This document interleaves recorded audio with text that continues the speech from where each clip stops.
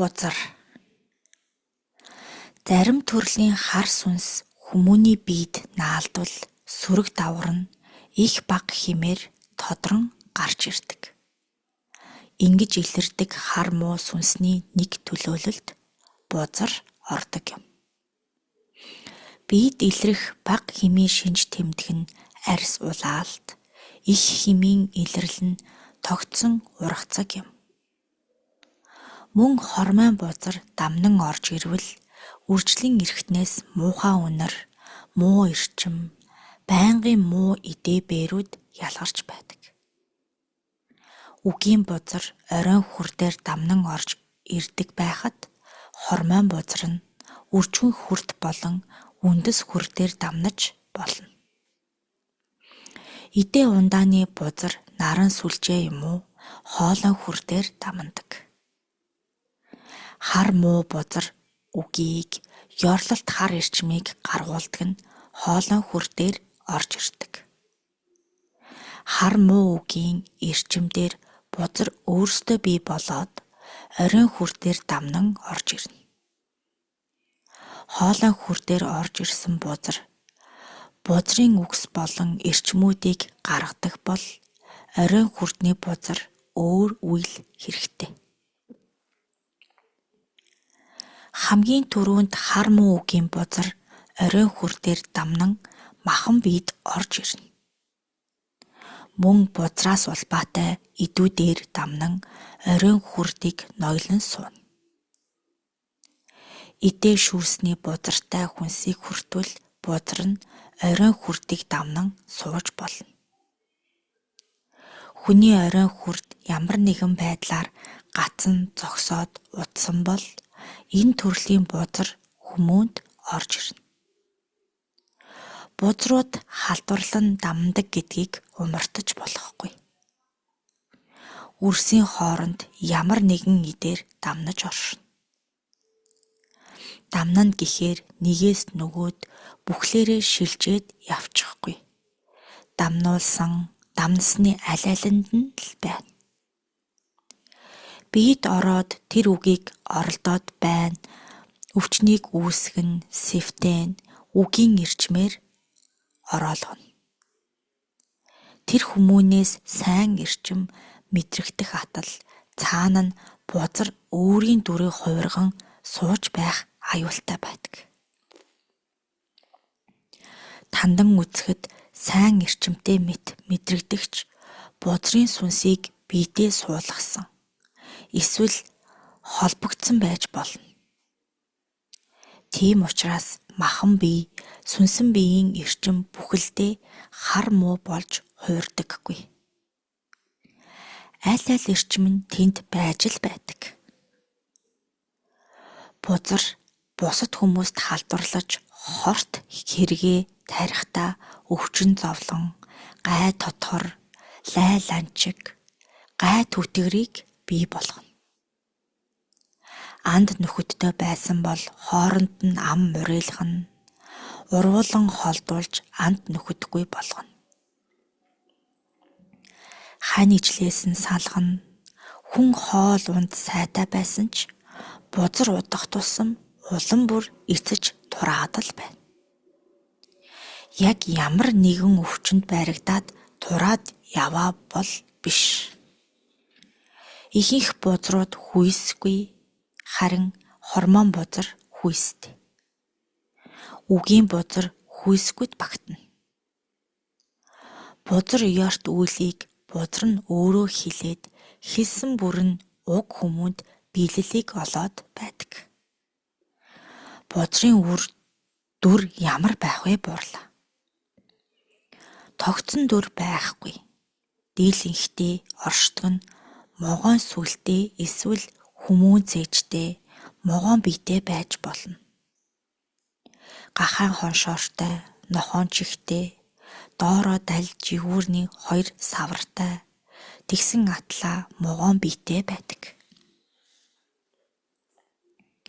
Яагаад эдгээр амьтдыг дуурайдаг юм бэ буурлаа. Өөрийн хоруудыг гаргахын тулд тэр хорыг ялгаруулдаг амьтдын дүрийг дуурайдаг. Зарим нь хортой шавжуудын дүртэйж байна. Оройн хүртдээ яг яаж бэхлэгддэг вэ буурлаа. Оройн хүрдээр дамнан ороод хүрдийг нь эзэгнэн сууна. Түүнээс гадна биеийн айлч эрхтэн дотор сууж байж болно. Эрчмийн урсгалаар урсаад ч явж байж болно. Аль нэгэн эс доторч нуугдаж болно. Ламнар маань мэгзмээрээ дарж дөнгөх болов буурлаа. Дөнгөнөө өдгөө бол ихийнх нь дарж чадахгүй зүгээр л холдуулаад байна. Хідэн лам нийлж нэгэн тэрэнг дарж чадахгүй буурлаа. Тэрэнгүүдийг ламнар дарах нь юу л бол? Нэгэн хід бүхэлдээ хурах дайны химийн үйл өрнүүлж байж нэг тэрэнг дарна. Бузар нуугдсан байгаа нь ямар нэгэн шинж тэмдгээр илрэх ёстой бидтэй буурлаа. Тэр эрхтэн дотор байх шиг байна гэж тандаж байгаа үрсэд мэдрэгдэнэ. Харин эс дотор нь нуугдсан байлаа гэхэд бузарт өртсөн үрд өөрт нь ямар нэг амтан махан биед орчихсон мэт эргэнүүлэн жиргэнүүлэн энд тэнд нь давхар зүрх цогцлох мэт судсан хүчтэй л угшиж бол. Бид их бага хэмжээгээр илэрлийг ямартаач үзүүл. Ингэхдээ дүр төрхөөр илүүтэй мэдрэгдэнэ. Зарим нь эрхтэн дээр тов руу, гүвд рүү, товгор, төмбөхөр, үү ургацгуудыг ургуулна. Үлд гэдэг арьс холцруутах эмгэг байдаг. Тэр мөн болов уу буурлаа. Үлд гэж хэлээд буй хорууд их бий. Ирвсэнд үлд, чонон хярвас гээд бий. Тэдгээрийн цаана хүмүүний, голомтын, үйлдэлийн бузрууд байдаг юм шүү. Намайг оюут толгойд ажиллаж байхад тэнд байдаг байсан нэгэн лам намайг эзгүүд гэрт минь орж ирээд яасан сайхан эрчимтэй хэрвээ гээд арц уугуулж ном уншиж өгсөн байгаа юм. Төдхөн миний хүйсний баруун хэсэгт нэг жижигхэн юм арсны доор томбойж гарснаа олшроод бүсэлхийг ороох маягта тархаж чонон хярвас гэдэг өвчин туссан байсан. Хотод ирээд үзүүлэхэд нэг эмч үүнийг толгойдоо олон хадаас шиг үзүүртэй модон алхаар хагалж шүүсийг нь гоожуулаад антибиотик түрхээд дотроос нь бас нэг юм уулгаад би идгэрсэн байдгаа. Тэр ямар учиртай юм бол буурлаа. Үрийн махан биеийн эрчим сайн учир хоруудыг гаргачгаж дөнгөсөн байна. Ургацаг гэдгийн цаана үү бий дээ. Эс дотор нуугдаж байгааг гаргахдаа шүүсээр дамнаж гарах уу, хийгээр дамнаж гарах уу, яаж гаргадаг вэ буурлаа. Эс дотор байгаа бузрыг яаж гаргаж болно? Түүнийг эрчмээр нь түрэн гаргаж ирэх арга хамгийн оновчтой. Тэдэнд тогтох нэг л орон зай бий. Эрчмийг өөрөөсөө ялгаруулж гарган орон зайгаа үүсгэдэг. Эрчмийг нь сайтар засвал хүсээгүй тэндээс гараад ирнэ. Мөн устдад сарних боломжтой. Түүнийг нь хөөж гаргах хэрэгтэй. Тэгвэл бузарсан хүмүүсийг хялбархан засах боломжтой юм байна тийм үү буурлаа. Хамгийн чухал нь бузрын үүсгэсэн эрчмийн орон зайг мөхөх хэрэгтэй. Ямар төрлийн эрчимд илүү зохигдох бол буурлаа. Юунаас улбаатайг нь мэдвэл түүнийг дарах эрчим хамгийн чухал. Голомтынх бол галын эрчмээр, үгийн бузар байвал хамгийн сайн үгийн эрчмээр, үүлийнх бол хайрлах ухаан, үйлдэлийн эрчмээр дарж болно. Үйлдэлийн бузар дээр нэг жишээ хайлтаж өгнө үү буурлаа. Үйлдэлийн бузарт зонхилох нь хормон бузар байлаа гэхэд үрчүүн болон үндэс хөр дээр дамнан орж ирнэ. Орсон бузрыг гаргахын тулд үйлдэлийн хамгийн сайн буюу хайрлах ухааны, хайрлах сэтгэлээс гарах эрчмээр шахан тууж хөөн гаргана. Нэг хүмүүнийг өөрөөр нь засъя гэж бодъё. Хайрын эрчмийг түүнээс ялгаруулахын тулд хайртай хүнийг нь бодуулан хайрлах сэтгэлийг нь төрүүлээд байвал туугдаж гарах болов буурлаа. Багхан байна аа. Тэр эрчмийг нь жишээ нь би шидийн хүчээрээ өсгөх хэрэгтэй юу буурлаа. Тэгэлгүй яах вэ? Маш хүчтэй урсгалаар гаргах хэрэгтэй. Өнөөх хормон бузрыг гаргаж ирээд хайрын эрчмээр галдан шатааж замхруулан устгана. Бузраас улбаатай хоруудыг засахад тун удана. Оршихуй дотор махан бие дээр орон зайдан засахад маш уддаг. Үндсэн бузрыг засан гаргачихсан байхад энэ цагийн эм тан өгөөд идэхгүй юу буурлаа. Бузрын зөвхөн хоруудыг эм тан дарж дөнгөнө. Бузар байгаа тохиолдолд эм тан уугаад дарагдсан ч өөр хэлбэрээр гараад ирнэ. Ургацгийг дарлаа гэхэд өөр хэлбэрээр буюу захтнуур, маажуур, биеэс таагүй үнэрийг гаргах, таагүй эрчмийг ундруулах хэлбэрээр ч гаргана. Доох цаг хүйтэн тэмбүүгээд бэлгийн замын өвчнүүдийн цаана өөр төрлийн бузар байна гэж ойлгож болох уу буурлаа. Зарим нь бузарт хамааралгүй. Үүнүүд, товгрууд, ургацгуудыг эсвэл идээ-бээр таагүй үнэрийг гаргаж байвал бузраас гарцаагүй гэж бодох хэрэгтэй. Тэмбүү утгаараа хүмүүний хамрыг иддэг шүү дээ. Тэмбүү нэг хэлбэрийн бузар. Хүрдүүр дээр дамнах хар сүнсүүд хааж яаж ч оршино. Өвгөн миний айлцсан нь зөвхөн ноёлж буй хүрдүүдийг хамгийн их эзэгнэн хүмүүний биед холбогдож оршдог хар сүнсүүд юм шүү дээ. Дурдаагүй сүнсүүд олон байгааг тунгаах учиртай. Аль нэг хүр дээр дамнах сүнсүүдээс өөрийгөө хамгаалах хамгийн том хамгаалалт бол байгаль ээжтэй ойр байж бүхий л хүрдүүдтэй нийцсэн эрчмүүдээ авч жилдээ байг гэхэд сардаа нэг, сардаа байг гэхэд 7 хоногтоо нэг удаа байнга цэвэрлэж сур, тандаж сур, эргэлт нь ямар байгааг мэдэрч сур. Ингэвэл хүр дээр дамнах хар муу сүнсүүдээс өөрийгөө хамгаалах өндөр боломжтой юм шүү. Альбан. Ямар нэгэн эрчим, оюун бодол, үг, үйлдэлээс ялгарсан эрчмүүд хуран цуглараад удаан хугацаанд оршвол улам хүчрхэгжиж амийг өөртөө цогцлоогоод хар сүнс болдог. Энэ бүлгийнхэн хүний махан биед өвчин зовлон зовгорыг ихээр үүсгэж байдаг. Ийм хар сүнсний хамгийн том төлөөлөгч бол альбан юм. Түмэн олон хар муу эрчмүүдийн нэгдлэр үүсч ам болсон биеэ бүтээгээд хүний махан биед шунан дурлаж дотоод галыг нь өөрийнхөө хүчинд автуулж дорой буурай, хүч чадал, тэнхээ муутай бүхнийг өөрийнхөө боол болгох гэж зүтгэдэг.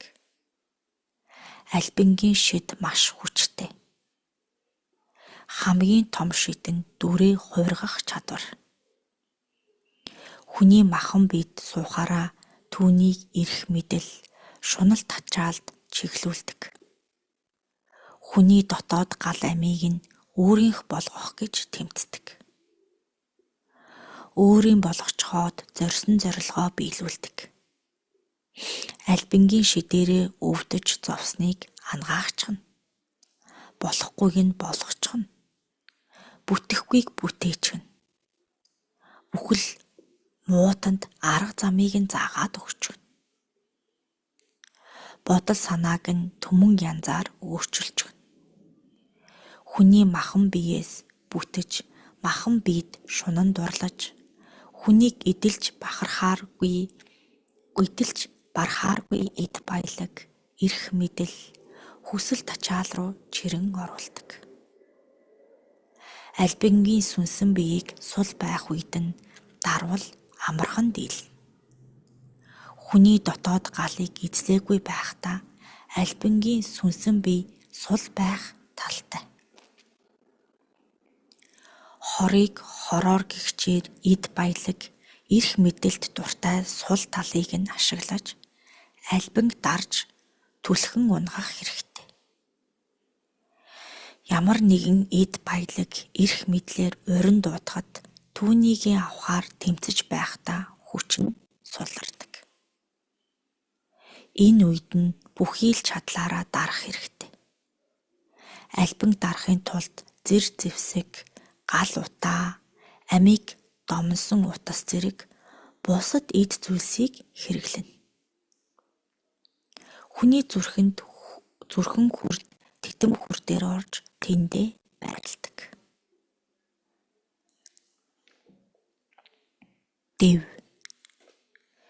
Дэв дотроос хамгийн том нь гормон дэв юм. Хүний хүсэл, шунал, дур тачаалаас үүсэн бий болдог. Яваандаа энэ шунал нь донтол болон хуурдаг. Донтолд үүссэн бол донтсон зүйлээ авах гэж, хийх гэж, бүтээх гэж, устгах гэж хамаг чадлаа бардаг. Хүний оюун бодол, санаа зорилгыг мохоосон үед дэвийн хүч суларч эхэлнэ. Өөрөөр хэлбэл донтсон хүмүүн өөрийнхөө болохгүй байгааг мэдээд оюун бодол, сэтгэлээрээ өөрийгөө барьж, хорж чадвал дэвийн хүч сулрна. Тэр үед дэвийн амийг тасдах хэрэгтэй. Дэвийн шийдэл нь хүний оюун бодол, хүсэл санааг бүрэн дүүрэн өөрчилж чаддаг маш аюултай. Дэв хүний үндэс хүр дээр дамнаж махан биед орох талтай. Хүмүүн тархиа дэвд бүрэн эзлүүлчихвэл дэв хүний эрчмээс сорон татаж, эрчмэнд бүрхүүлээ улам нэмж хүчрхэгждэг. Дэвийг хоёр аргаар дарж болдог. Эхнийх нь эрчмээр урагтан татаж, дарж устгах хэрэгтэй.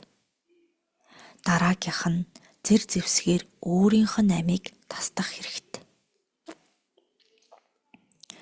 Дэвийг засч залруулад, эрчмийг нь хувиргаад, гэгээрүүлье гэж үтсэн ч дэв хизээж гэгэрдэггүй учраас заавал дарж устгадаг. Ямар нэгэн нүх, там, ирлэгт тушаасан ч хүч нь эргэн сэрэх магадлалтай тун өндөр байна. Дэвийн зэр зэвсэг, дэвийн хараа хяналтанд өртсөн хүмүүнд өөрсдийн тагнуулт туршуулуудаа үлдээдэг. Тагнуулууд нь хизээ тэр хүмүүн дотроосоо зориг нь мохон хулчиж, хизээ тэр хүний тархины дархлаа сулрахыг мэдээдэл байдаг. Тэр эзэгтэй үе тохиромжтой цаг нь дэв өөрөө хүний махан биед илүү ойртно. Тагнуул туршуулууд нь хүний бодол, оюун санаатай холбогдно. Ийм тийм зүйлийг хий, тэг инг гээд удирдахыг чармаана. Тэгэхээр дэвийн амийг тасдаж устгах хэрэгтэй.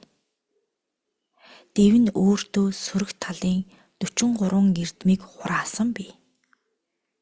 Яаж хүний оюун бодол, сэтгэл санаа, махан биеийг удирдах, яаж хүний махан бие дээр суух, яаж эрчмийг татах тухай эрчмүүд байна.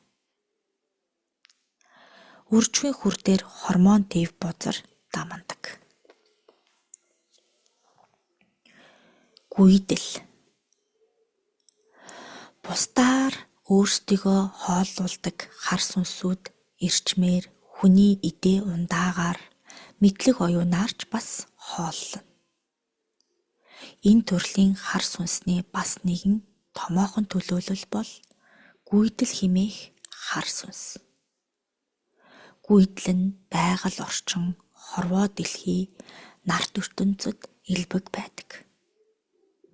Гүйдэл хэмээх нь хүнийг айлгаж, айцаар нь хоололдог. Өөрөөр хэлбэл хүний оюун бодол, санаанд хүссэн эрчмийг үүсгэж, түүнийгээ татан сорж авдаг. Тал хээрийн гүйдэл, олон хөлийн газрын гүйдэл, өргөө гэрийн гүйдэл гэж бий. Өргөө гэрийн гүйдэл бол хүний нүдэнд үзэгдэж, сонор мэлмид танигдаж, хүнийг айлгаж, цочоон сандаргаж, хүссэн эрчмээ авдаг. Өргөө гэрийн хамгаалалт сайн байвал гүйдэл тогтохгүй. Өргөө гэрийн эрчим муу бол өргөө гэрт хэрүүл, тэмцэл, маргалдаан, зодоон зохионыг үүсгэнэ. Тэр хар муу болохгүй бүхнийг бүтээж байж үүссэн хар эрчмээрээ улам эрч хүчээ авдаг. Гүйдэл нь дэв шиг ямар нэгэн зүйлд шунаж дурлаад байхгүй. Өргөө гэрийн гүйдлийн сул тал нь өргөө гэрийн хүмүүсийн өгөөмөр нинжин сэтгэл, бодол санаа болж өгдөг. Сайн сайхан халуун дулаан уур амьсгалд гүйдлийн хүч сулрана. Түүнийг хөөж тууж явуулж болно. Хөөж туугаад заавал эрлэгт тамд тушаах хэрэгтэй. Тэгээд өргөө гэрээ сайтар хамгаалахгүй бол дахин орж ирээд л байдаг. Олон хөлийн газрын гүйдэл бол өнөө цагийн сууршмал нийгэмтэй холбоотой. Японд маш их бий. Хүнийг гудамжаар алхаж байхад дуу аваа гаргаж, дүр төрхөө харуулна. Түүнийг нь сонссон, харсан хүмүүн айн сандарч балмагдахад хүмүүнээс ялгардаг хүрэн улаан өнгийн эрчмээр хоололдог. Олон хөлийн гүйдлийг цэвэрлэхийн тулд орчныг бүхэлд нь цэвэрлэх хэрэгтэй. Эсвэл хүмүүсийг нь гэхэрүүлж болно. Хээр талын гүйдэл бол өрсийг номготгох зорилгоор хамгийн анх үүсч байсан. Бас л хүний айдас, сандрал, твдэлтийн эрчмүүдээр хооллож хүчээ базаадаг. Тэд олон янзын аваа гаргадаг. Олон янзын дүрд хувирдаг. Өнгийн гэрэл, туяаг цацруулдаг. Хээр талын гүйдэл нар гэрэл гэхийг үзэж чаддаггүй. Гүйдлийг дарах цөөхөн хідэн арга бий.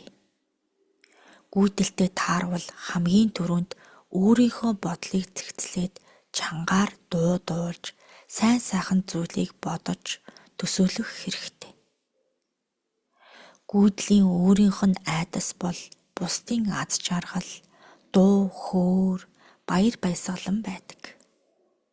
Гүйдэл нь хүний махан биед тэр бүр ордоггүй ч шидээрээ хүнийг солиоруулж, галзууруулж, тэнэг дүйнг болгож хувиргадаг.